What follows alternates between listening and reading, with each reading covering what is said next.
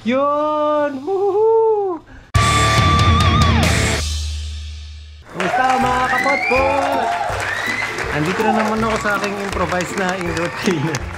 So habang naka-quarantine pa rin tayo, magbibigay muna ako ng tip para sa one shot Manila Baguio. Yan. So kung nagbabalak ka mag one shot Manila to Baguio, tapos first time mo, tamang-tama sa'yo ito, bibigyan kita ng mga tips. Ngayon, halimbawa, nagawa mo na yan dati, hindi mo first time. So baka meron pa rin ako mga tips na maibibigay sa'yo. O kaya, kung gusto mo, maglagay ka na lang sa comment section ng mga pwede mong i-share sa mga kaputpot natin. Dahil ang mag-comment, mag-like at mag-subscribe ay suswertihin. Ang hindi mag-skip ng ads, mas lalong suswertihin. Yan. 5 times na ako nakapag-bike ng Manila to Baguio. Lahat yun one shot. Una, nung bago-bago pala ako mag-bike. Pangalawa, follow-up ride namin ng Team Apple. Pagkatapos namin mag-Manila Bicol, sinundan namin ng Manila Baguio naman. Tapos, pangatlo naman yung may mga nakasabay akong taga Marikina. Tapos, pang-apat, one shot Baguio namin ni Sir Ronnie o ni Batman. Tapos, pang-lima, yung rest back namin nila Sir Ronnie tsaka ni Doc. Yun. Yung unang dalawa, full MTB pa si Merida nun. Tapos, yung pangatlo, pang-apat, pang-lima, hybrid na yung Merida ko nun. So, halos lahat ng tips na ibibigay ko dito, base lahat sa experience ko ng one shot Manila Baguio using hybrid MTB. Hindi ko pa nasubukan yung road bike eh. Hindi ko pa nasubukan yung road bike pa Baguio eh. Siguro sa susunod ko na gagawin yun. Okay, tanong. Mahirap ba yung one shot Manila to Baguio? Bago natin sagutin yan, ano ba muna yung one shot Manila to Baguio? Ano ibig sabihin ng one shot? Ang ibig sabihin niya, pag sinabing one shot Manila to Baguio, magbabike ka, alis ka ng Manila, padyak ka, dire-diretso, papuntang Baguio. Dire-diretso, hindi ibig sabihin niya na walang babaan sa bisikleta. Siyempre, meron din yung normal na kain mo, hapunan, merienda, almusal, merienda, tanghalian, merienda ulit, hapunan ulit. Yan, tapos power nap kung kailangan mo, or call of nature pag naihi ka o kaya nag-jebs ka. Pero walang sleepover. Isang araw lang. So yun ibig sabihin ng one shot Manila to Baguio. Yung iba nagbabike ng Manila to Baguio pero hinahati nila ng dalawa eh. So una Manila tapos hanggang Pangasinan or Tarlac, ganyan. Tapos kinabukasan tsaka nila itutuloy Tarlac to Baguio. Yun. Hindi one shot yun, two shots yun. Pero okay lang yun, mahirap din yun. Pero ibang level lang talaga yung hirap kapag one shot mo. So ngayon, balik tayo dun sa tanong. Mahirap ba yung one shot Manila to Baguio? Siyempre mahirap yun. Biruin mo ha, kung bibiruin, hindi biro yan. So 263 kilometers galing sa Luneta, dyan sa kilometer 0 hanggang Baguio Medical Center. Doon sa may arko ng Baguio City, sa may Camp 8. So yung 215 kilometers niyan, Patag hanggang 7-Eleven Rosario La Union. Alam mo ba kung gaano kalayo yun? Malayo yun. From Manila, dadaan ka ng Bulacan, Pampanga, Angeles, Pangasinan, Tarlac, La Union, etc. Lahat ng mga probinsya na yan, dadaanan mo. Tapos pag nalampasan mo na yan, Cannon Road ka naman. Pagdating sa Cannon Road, 30 kilometers, puro ahon yan, papuntang Lion's Head. Lion's Head pa lang yun. Tapos pagkatapos mo ng Lion's Head, 8 kilometers na solid na ahon. solid na ahon yun, papuntang Camp 8, doon sa may Baguio Medical Center. Yan yung ahon, no? So ang sagot, yes, mahirap ang one shot Manila to Baguio. Pero mo, papadyak ka mula Manila, papuntang Baguio, dire-diretso, walang tulugan, tas may dala ka pang mga gamit. Kung gusto mong medyo madali-dali, kung may sasakyan ka, tapos may driver ka rin, pwede ka magkaroon ng SAG vehicle o yung support and gear vehicle. Yun. So lahat ng mga gamit mo nandun na, yung mga tools mo, damit, tubig, pagkain. Yun. So pagka ganun, medyo mababawasan na ng konti yung hirap mo, mas madali na ng konti kasi syempre yung mga gamit mo nasa sasakyan, wala kang dala, bike na lang yung dala mo talaga, padyak ka lang ng padyak. Lalo kung naka road bike ka, dahil mas mabilis ka mas mabilis ka sa kalsada, mas madali mag-maintain ng 30 hanggang 35 na pacing. So tas kung magaan pa yung bike mo, so mas madali. Hindi kagaya sa karamihan sa atin, mga naka MTB, karamihan dyan, mas madalas makakapal pa yung gulong. Yun. So medyo mahirap talaga. Okay, so anong mga preparasyon yung kailangan mong gawin kung gusto mo mag Manila to Baguio? Siyempre dapat mag-ensayo ka na mag-ensayo. importante na ensayado ka bago ka mag one shot Manila to Baguio. Try mo siguro umahon ng Tagaytay, tapos try mo pumunta ng Jarrell's Peak, yung sa Quezon via Sierra Madre, o kaya mag Laguna Loop ka. Kung di ka pa nakakapag Laguna Loop, meron akong video niyan, may mga tips ako dyan. Kung nagawa mo yung mga yan tapos hindi ka nalaspag masyado, tingin ko lang to ha, opinion ko lang to. Kung nagawa mo na yung mga yan tapos feeling mo kaya mo pa, hindi ka nalaspag masyado, tingin ko pwede ka na mag one shot Manila to Baguio. So ano mga dapat mong dalhin? Mga basic tools mo, pakita natin dito. Bawa, meron ka at least ng multi-tool, ganyan, para kung may kailangan kang ayusin sa bike mo, may lumuwag, ganyan, may pangayos ka. Tapos, patch kit. Kailangan mo ng patch kit. Para kung sakaling ma-flat ka, may pang tapal ka. Spare na inner tube. Para kung sakaling ma-flat ka sa daan, may pampalit ka. Tapos, maganda, bago ka umalis, siguraduhin mo na walang butas yung inner tube mo. Kasi nangyari na sa akin yan eh.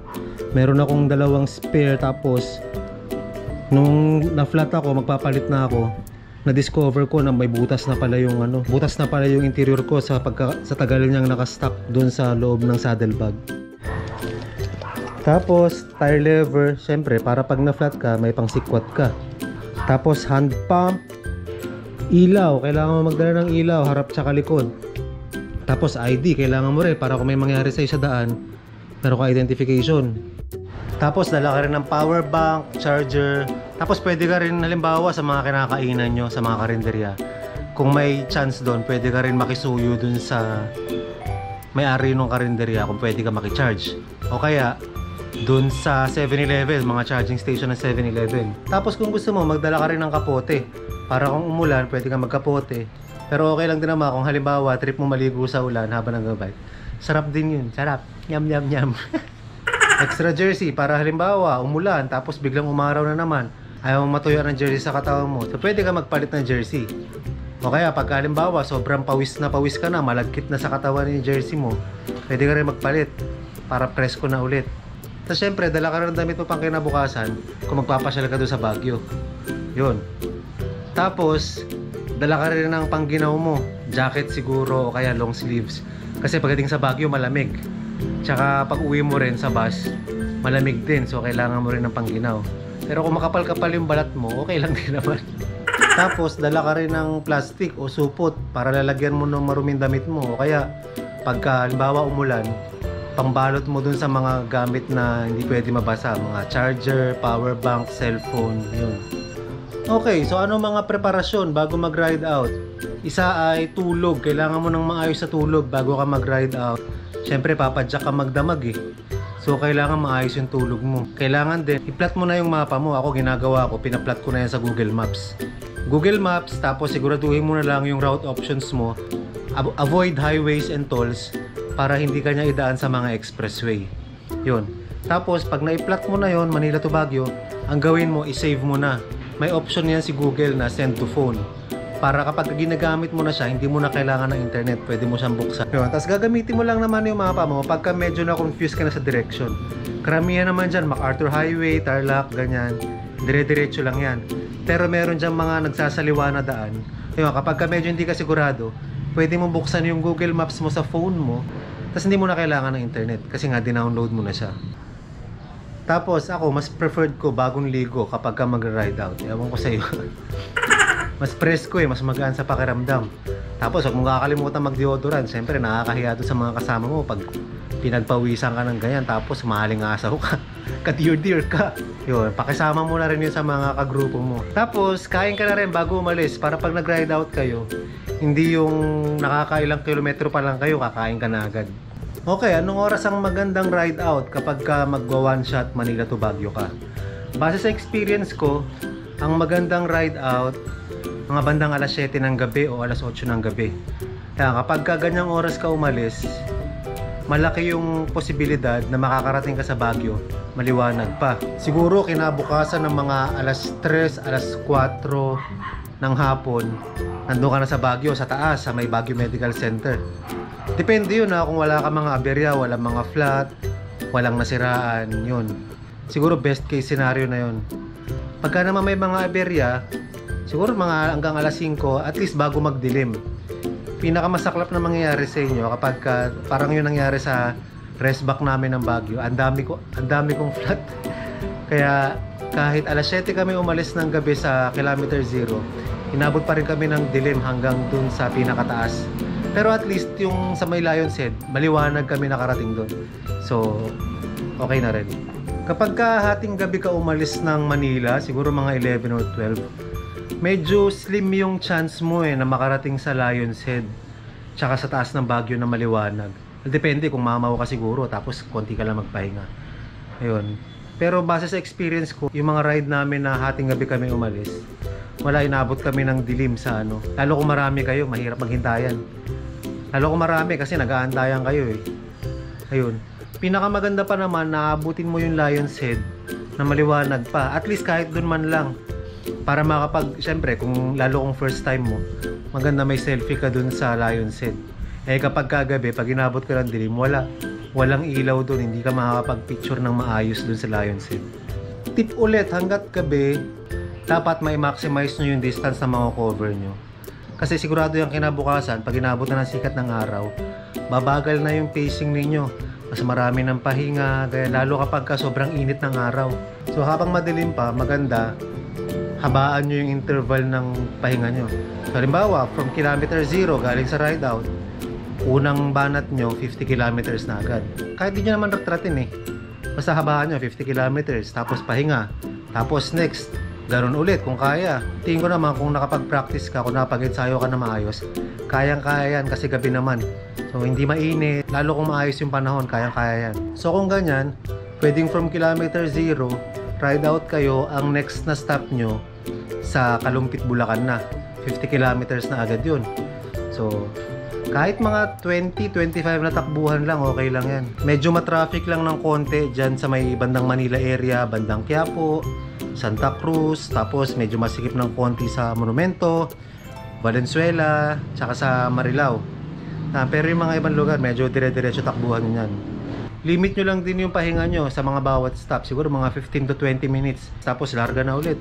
After nung first 50 kilometers, siguro 30 kilometers and 30 kilometers naman. So after ng first 50 kilometers nyo, pagkatapos magpahinga, ang next stop nyo ay Angeles, Pampanga naman. Pero kung kaya ulit ng another 50 kilometers, sagarin nyo hanggang dun sa may Bamban, Tarlac, pwede rin naman kung kaya pa. Basta padyak lang ng padyak habang madilim pa. Pero wag mo rin rarat-ratin, lalo pag nagsisimula pa lang kasi masyadong mahaba yung biyahe nyo. So mahaba-habang biyahe, kailangan mag-conserve ka ng energy. Kasi pagdating sa dulo, puro ahon na yun. So kailangan may lakas ka pang natitira ron. Tapos ilimit din yung pahinga kasi iniiwasan natin dyan yung abutin ka ng tirik ng araw sa Tarlac. Masyadong mahaba yung Tarlac. Masyadong mahaba yung Tarlac na yan. Halos wala kang sisilungan. Kaya kailangan maraming makover na distance sa madilim pa. Kasi sigurado pag sikat ng araw, mahirap na pumadyak, babagal lang pacing, tapos dadami rin yung pahinga. May mga parts din na sa bungad ng Tarlac, madilim ang kalsada, kaya importante na may dala kang ilaw dyan. Basta pagpasok ng Tarlac, i-ready mo na yung isip mo na mahabang padyakan ng Tarlac. Simula Bamban, Capas, San Miguel, Paniki, Moncada, etc. Pag inabot ka ng tanghali sa Tarlac, tapos nagkataon mahinit ang panahon, malakas makalaspag dyan. Pero patag lang naman yan. Tsaka may part na konting-konting pababa yung kalsada, kaya di masyado mahirap padyakan. Pero dapat ka rin mag-ingat kasi mabibilis yung mga sasakyan dyan sa ilang parts ng Tarlac. Kasi malapad yung kalsada tsaka konti dumadaan. Sobrang haba ng Tarlac na malamang yan, mag-almusal kayo, bandang Bamban, Tarlac, ganyan.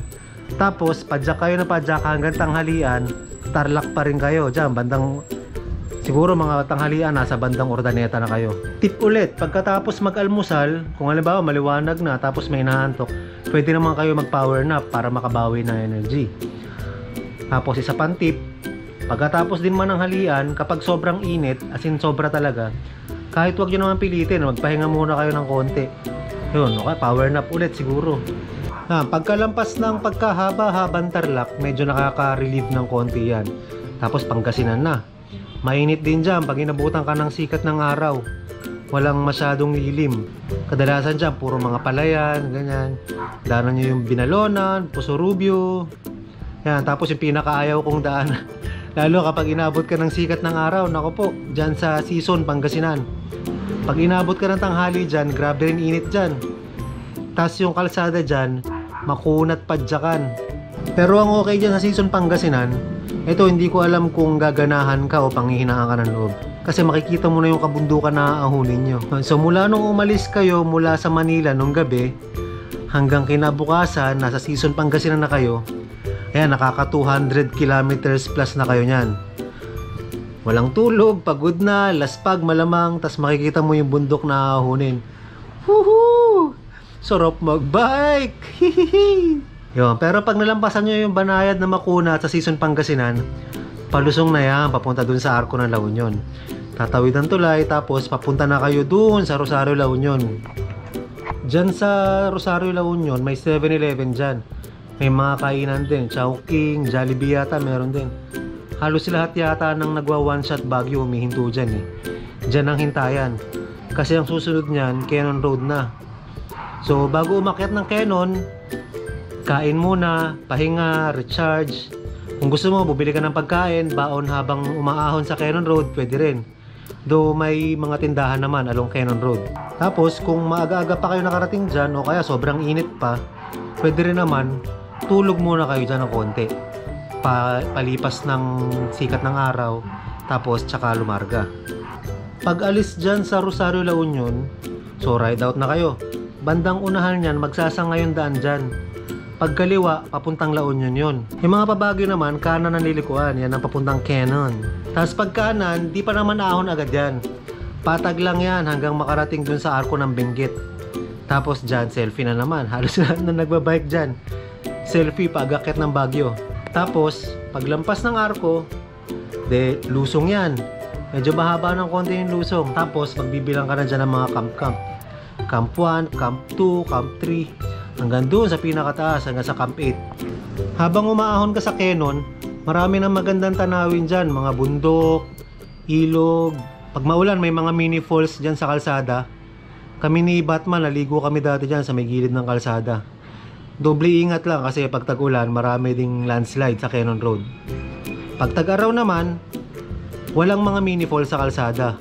Kung gusto mo mag-freshen up, o kung gusto mo magbanlaw-banlaw ng konti, pwede dun sa ilog, sa gilid ng kalsada. Malinis naman ang tubig dyan. Pwede pa nga yatang inumin kung di ka maselan. Pero ingat din sa kalsada pag maulan. Minsan malumot ang daan dyan, kaya iwasan mo yung gutter sa kalsada kasi pwedeng madulas yung gulong mo dyan. Lalo kung manipis yung gulong mo. Tapos ingat ka din sa mga dumadaan sasakyan dyan sa Cannon Road kasi mabibilis magpatakbo yung mga sasakyan dyan. 30 kilometers na ahon yan hanggang dun sa Lion's Head. Lion's Head pa lang yun ha. Ang pinakamagandang tip na mabibigay ko dyan, lalo kung first time mo, enjoyin mo lang yung padjak mo sa Cannon Road. Appreciate mo yung magandang tanawin. Kung gusto mo mag-picture, picture ka, selfie-selfie. Kung gusto mo, pagmasdan mo lang, edi tumunga ka lang dun. Enjoy mo lang yung kalikasan. Huwag mong pwersahin kasi mahaba yung Cannon Road. Conserve mo lang yung energy mo para doon sa mahabang ahonan. Ang sarap ng pakiramdam dyan pag nakita mo na yung huling siko, tapos makikita mo na yung Lion's Head. Yun, tapos napaka parang very fulfilling achievement yun. Tapos syempre, picture-picture. Kaya maganda talaga makaabot kayo na maliwanag pa para kitang-kita yung ulo ng leon. Tapos, pag narating nyo na yung Lion's Head, dyan na rin kayo magpapahinga. Marami rin mga siklista pagdating ng Lion's Head, sumasakay na ng jeep paakyat hanggang dun sa taas. Either hindi na kaya, o kaya kulang na sa oras, o kaya sobrang gabi na. Nangyari na rin sa amin yan, ilang beses na rin kaming sumakay dyan sa Ang pwede mong gawin dyan, kung halimbawang sumuko ka na, so maghanap na lang kayo ng jeep dyan, kontratahin nyo. Yung isang beses na sumakay kami dyan, yung nag one shot kami ni Sir Ronnie, sumakay kami ng jeep, 250 pesos yung siningil sa amin. 3 na kami nun, hanggang dun sa taas sa may ilalim ng flyover. Pero kung desidido naman kayong padyakin talaga hanggang pinakataas, dun sa Camp 8, hanggang dun sa may Baguio Medical Center, i-ready mo na yung sarili mo kasi mahabang ahon yan. Another 7 kilometers. Yung ahon na yan, mas matindi yan sa lahat ng ahon na inahon mo bago makarating ng Lion's Head. Oh, matindi yan. Tapos sa Camp 7, may viewing deck dyan, pwede rin pahingahan. Tsaka kung maganda panahon, makapag picture ka na maayos dyan, overlooking yung Cannon Road, yung dinaanan nyo. No, tapos ng viewing deck, ahon ulit hanggang dun sa may palengke sa Camp 7, tapos recovery ng konti yan. Tapos ahon ulit, mahabang ahon, mahaba-haba pa hanggang makarating na kayo dun sa Baguio Medical Center. Tapos finally, konting abante na lang dun, arko na ng Baguio yun.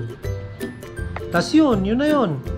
Congratulations kasi nagawa mo na yung one shot Manila to Baguio. Ngayon, di nandun ka na sa Baguio.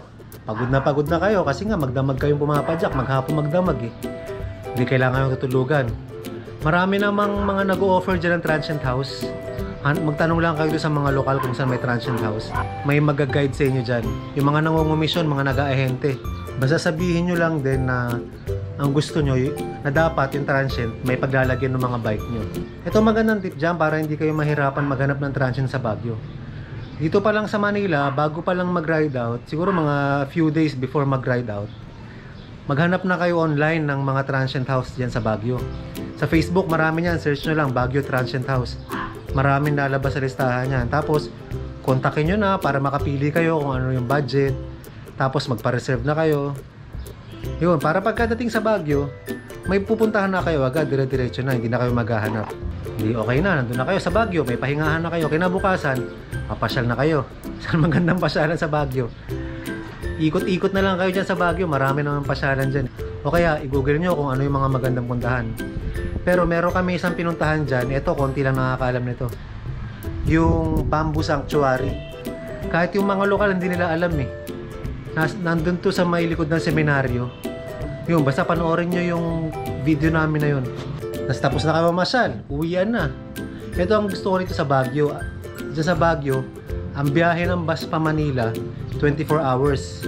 Parang every oras may bumabiyahe ng pa Manila. So meron dyan terminal ng Victory Liner. Pagtanong-tanong nyo na lang o kaya search sa Google Maps. Tapos meron ding terminal dito sa may baba ng SM City Baguio. Nandyan yung terminal ng Genesis. Bawat oras may bumabiyahe dyan. May bumabiyahe dyan pa Manila. So pipila ka lang dun. Alam ko nasa around 375 yata hanggang 400 yung pamasahe sa bus. Tapos pwede nyo rin ikarga yung bike nyo sa may compartment ng bus. Tatanggalin nyo lang yung gulong. Tutulungan naman kayo ng konduktor doon magkarga ng bike. Yun. Or kung may budget kayo, pwede kayo mag-joy bus. Mas maluwag yung compartment nun, baka hindi na kailangan tanggalin yung gulong. Depende kung gaano karami na yung laman ng compartment. Medyo mas mahal lang ng konti yung joy bus. Siguro mga nasa 750 yata nung huling sumakay kami. Pero mas maganda yung bus. Konti lang yung pasahero, tapos may TV, may movie, tsaka may CR dun sa loob ng bus. Tsaka non-stop yun. Mas mabilis yung biyahe, dire-diretso lang yun hanggang Manila. Walang mga stopover. Kaya lang, pag peak season, pahirapan dun sa joy bus. Kung balak nyo mag joy bus, maganda. Pagdating nyo pa lang dun sa Baguio, diretso na agad kayo sa terminal ng bus para reserve na agad kayo para sa biyahe nyo kinabukasan. Yan, so yan na lahat yung tip na mabibigay ko dito sa One Shot Manila to Baguio. Ngayon, malamang marami na naman akong hindi nasabi dyan. Siguro may mga experience kayo na pwede nyo i-share. Lagay nyo lang dun sa comment section. Dahil nga, kasabihan ng mga Kastila, ang mag-comment, like at subscribe, suswertehin. Ang hindi mag-skip ng ads, mas lalong suswertehin. Hanggang sa muli, salamat!